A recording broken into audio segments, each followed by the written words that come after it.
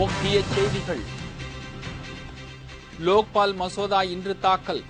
எதிர்ப்பு தெரிவித்து உண்ணாவிரதம் இருக்கப் போவதாக அண்ணா ஹசாரே உறுதி.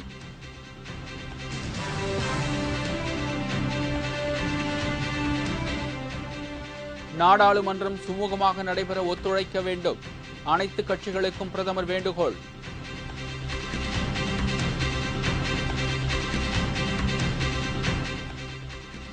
மேலும் சிக்கலாகிறது முல்லை பெரியாறு அணை விவகாரம். பேரணி சென்ற தமிழர்கள் மீது போலீசார் தடியடி.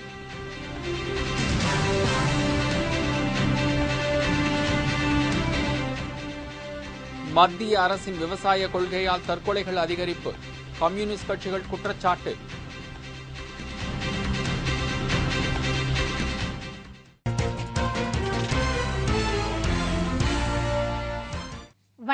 வணக்கம். விரிவான செய்திகள். லோக்பால் மசோதா நாடாளுமன்றத்தில் இன்று தாக்கல் செய்யப்படுகிறது. ஆனால் இந்த லோக்பால் மசோதா பலவீனமானது என்றும் தனது உண்ணாவிரத போராட்டம் திட்டமிட்டபடி மும்பையில் வருகிற 27ஆம் தேதி தொடங்கும் என்றும் சமூக ஆர்வலர் அண்ணா ஹசாரே அறிவித்துள்ளார். லோக்பால் மசோதா குறித்து விவாதித்து நிறைவேற்றுவதற்கு வசதியாக நாடாளுமன்ற கூட்டத்தொடரை வருகிற 27, 28, 29 ஆகிய 3 நாட்களுக்கு நீட்டிக்கப்பட்டுள்ளது.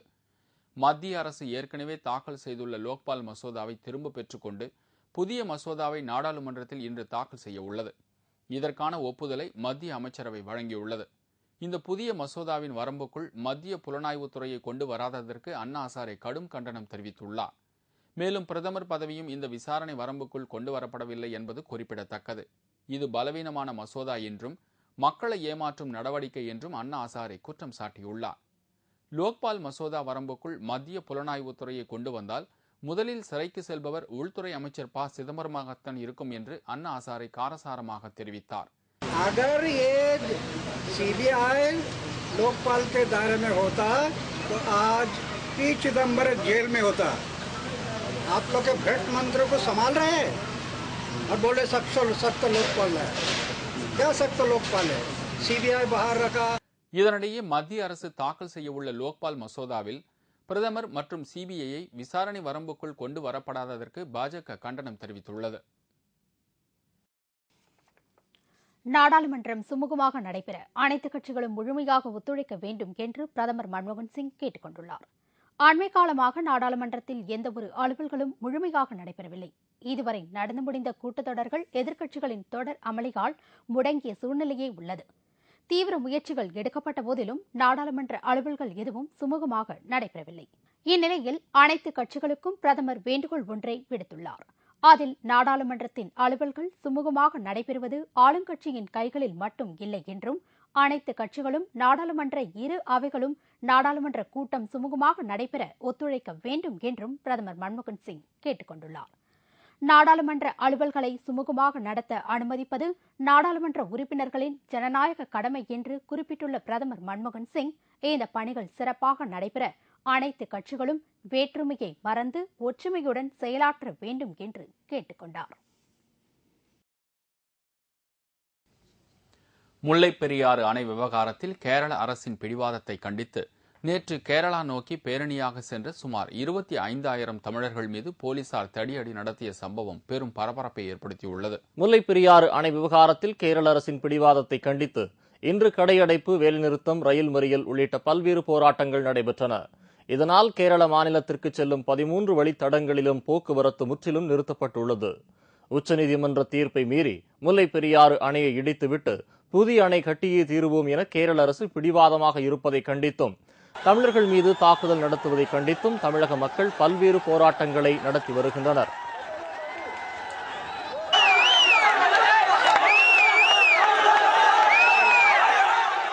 தேனி மாவட்டம் கூடலூரில் கேரள அரசின் பிடிவாதத்தை கண்டித்து இன்று கேரளா நோக்கி பேரணியாக சென்ற சுமார் 25,000 தமிழர்கள் மீது போலீசார் தடியடி நடத்திய சம்பவம் பெரும் பரபரப்பை ஏற்படுத்தியது.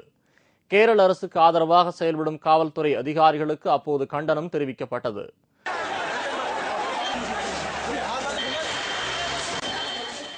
முல்லை பெரியாறு அணை விவகாரத்தில் அராஜக போக்கை கடைபிடித்து வரும் கேரள அரசை கண்டித்து தலைநகர் டெல்லியில் தமிழ்ச் சங்கம் சார்பில் ஆயிரக்கணக்கான தமிழர்கள் கலந்து கொண்ட பிரம்மாண்ட பேரணி மற்றும் ஆர்ப்பாட்டம் நடைபெற்றது.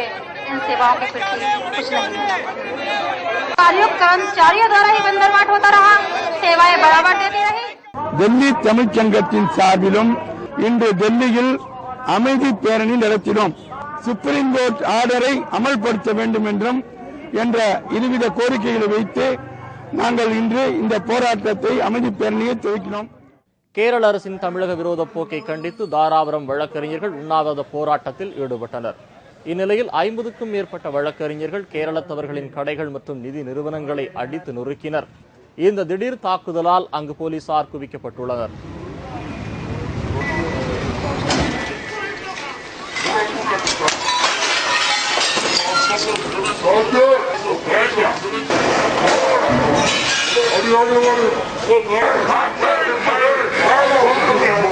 கேரள அரசை கண்டித்து மதுரையில் வழக்கறிஞர்கள் சங்கத்தின் சார்பில் ரயில் மறியல் போராட்டம் நடைபெற்றது.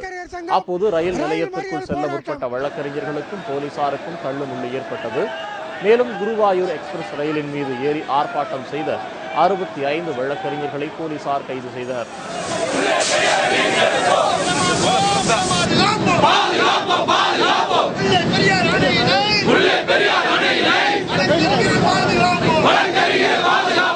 கூடலூரை அடுத்துள்ள நாடுகாணி பகுதியில் கேரள அரசை கண்டித்து 500க்கும் மேற்பட்டோர் முற்றுகை போராட்டம் நடத்தினர். மேலும் அந்த பகுதியில் ஆர்ப்பாட்டம், சாலை மறியல் நடைபெற்றதால் அனைத்து கடைகளும் மூடப்பட்டன. கேரள எல்லையை கடக்க முயன்ற சுமார் 250 பேரை போலீசார் கைது செய்தனர். இதனால் அந்த பகுதியில் தொடர்ந்து பதற்ற நிலை நீடித்து வருகிறது.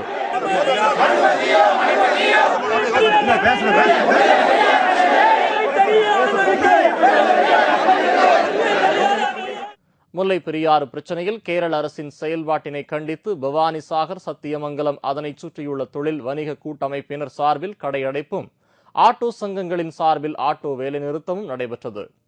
கோவையில் காய்கறி, பூ மார்க்கெட் வியாபாரிகளும் மற்ற நிறுவனங்களும் இன்று ஒருநாள் அடையாள கடையடைப்பு போராட்டத்தை நடத்தினர். இதனால் கோவை மாநகரமே வெறிச்சோடி காணப்பட்டது. கோவை முல்லை பெரியாறு அணை பிரச்சனையாக கேரள அரசின் மெத்தனை போக்கை கண்டித்தும் தமிழர்கள் தாக்கப்படுவதை கண்டித்தும் இன்று கோவை பூ மார்க்கெட்டில் முழு அடைப்பு நடைபெற்றுக் கொண்டிருக்கிறது. வேலூர் மாவட்டம் திருப்பத்தூரில் இந்து மக்கள் கட்சி சார்பில் மாபெரும் கண்டன ஆர்ப்பாட்டம் நடைபெற்றது. இதில் கேரள அரசையும் மத்திய அரசையும் கண்டித்து பல்வேறு கோஷங்கள் எழுப்பப்பட்டது. பேரணியில் சுமார் 200க்கும் மேற்பட்டோர் கலந்து கொண்டனர். கடுமையாக இந்தியாவை ஜனாதிபதி கண்டிக்க வேண்டும். ஆந்திரா முதலமைச்சரை அழைத்து கடுமையாக கண்டிக்கப்பட வேண்டும்.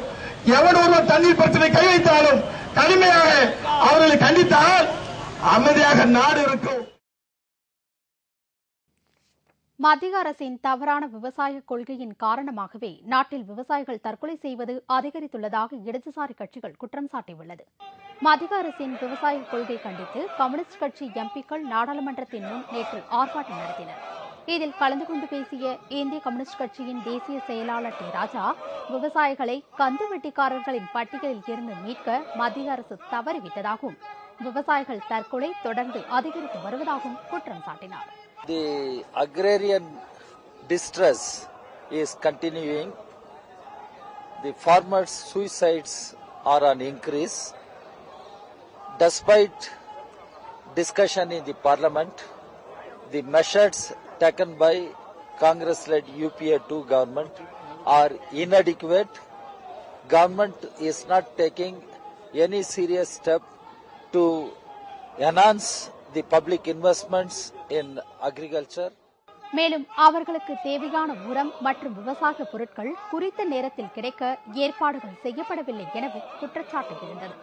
விவசாய துறையில் முதலீடு செய்வதில் மத்திய காங்கிரஸ் அரசு தொடர்ந்து அக்கறை காட்டாமல் உள்ளது என்றும், இதனால் உரம், பூச்சி மருந்து உள்ளிட்ட மூலப்பொருட்களின் விலை உயர்வால் விவசாயிகள் அவதிக்கு உள்ளாகி வருகின்றனர் என்றும் அவர் கூறினார். தேசிய உணவு பாதுகாப்பு மசோதா இன்று நாடாளுமன்றத்தில் தாக்கல் செய்யப்படும் என்று மத்திய உணவுத்துறை அமைச்சர் கே வி தாமஸ் தெரிவித்துள்ளார். கடந்த சில தினங்களுக்கு முன்பாக மத்திய அமைச்சரவை கூடி உணவு பாதுகாப்பு மசோதாவை அமல்படுத்துவது குறித்து விவாதித்தது. இதைத் தொடர்ந்து மத்திய அமைச்சரவை தேசிய உணவு பாதுகாப்பு மசோதாவுக்கு அனுமதி வழங்கியதை அடுத்து இன்று நாடாளுமன்றத்தில் அந்த மசோதா தாக்கல் செய்யப்படுகிறது. இதுகுறித்து செய்தியாளர்களிடம் பேசிய மத்திய உணவுத்துறை அமைச்சர் கே வி தாமஸ், கடந்த 2.5 ஆண்டுகளாக மாநில அரசுகள் மற்றும் பல்வேறு அமைப்பினருடன் தீவிர மற்றும் விரிவான ஆலோசனைகள் நடத்திய பின்பு இந்த மசோதா தயாரிக்கப்பட்டதாகவும் இந்த மசோதா தயாரிப்பில் பல்வேறு மாநில அரசுகள் தங்களது கருத்தை தெரிவித்துள்ளதாகவும் குறிப்பிட்டார். இந்த மசோதாவிற்கு எதிர்ப்பு தெரிவித்ததோடு தனது கருத்தை தமிழக அரசு தாமதமாக தெரிவித்த போதிலும் தமிழகத்தின் கருத்து பரிசீலிக்கப்படும் என்றும் KV தாமஸ் அப்போது தெரிவித்தார். இதையடுத்து நாடாளுமன்றத்தில் உணவு பாதுகாப்பு மசோதா இன்று தாக்கல் செய்யப்படுகிறது. லோக்பால் மற்றும் மகளிர் மசோதாவை நிறைவேற்ற அயராது பாடுபடுவோம் என காங்கிரஸ் கட்சியின் தலைவர் சோனியா காந்தி குறிப்பிட்டுள்ளார். டெல்லியில் காங்கிரஸ் நாடாளுமன்ற உறுப்பினர்கள் கலந்து கொண்ட கூட்டத்தில் சோனியா காந்தி கலந்து கொண்டு பேசினார். அதில் அரசுக்கும் கூட்டணி கட்சிகளுக்கும் இடையே கருத்து வேறுபாடு இருப்பது போன்ற ஒரு சூழ்நிலையை உருவாக்க எதிர்க்கட்சிகள் முயன்று வருவதாகவும் இதை உணர்ந்து காங்கிரஸ் நாடாளுமன்ற உறுப்பினர்கள் அதற்கு ஏற்றாற்போல் செயல்பட வேண்டும் என்று பேசியதாக தெரிகிறது. இதைத் தொடர்ந்து செய்தியாளர்களிடம் பேசிய அவர், ஐக்கிய முற்போக்கு கூட்டணி அரசின் திட்டங்கள் ஆக்கப்பூர்வமான முறையில் உருவாக்கப்பட்டுள்ளதாகவும், ஆனால் நடப்பு குளிர்கால கூட்டத்தொடரில் பாஜக உள்ளிட்ட எதிர்க்கட்சிகள் தொடர்ந்து ஏற்படுத்தி வரும் அமளி மூலம் ஐக்கிய முற்போக்கு கூட்டணி அரசின் திட்டங்களை செயல்படுத்த முடியாத சூழ்நிலையை உருவாக்கி வருவதாக குற்றம் சாட்டினார். லோக்பால் மசோதா, மகளிர் இடஒதுக்கீடு மசோதா ஆகியவற்றை நாடாளுமன்றத்தில் நிறைவேற்றுவதற்கு ஐக்கிய முற்போக்கு கூட்டணி அரசு கட்டாயம் பாடுபடும் என்றும் இதற்கு எதிராக செயல்படுபவர்களையும் எதிர்த்து போராடுவோம் என்றும் சோனியா காந்தி அப்போது குறிப்பிட்டார்.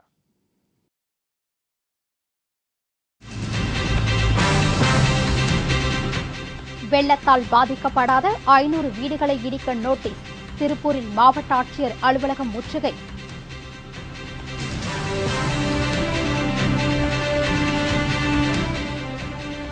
குலுக்கல் முறையில் வீட்டுமனை தருவதாக கூறி பல கோடி ரூபாய் மோசடி. தனியார் கட்டுமான நிறுவனம் மீது சரமாரி புகார். மற்றும் பல செய்திகள் விளம்பர இடைவேளைக்கு பிறகு.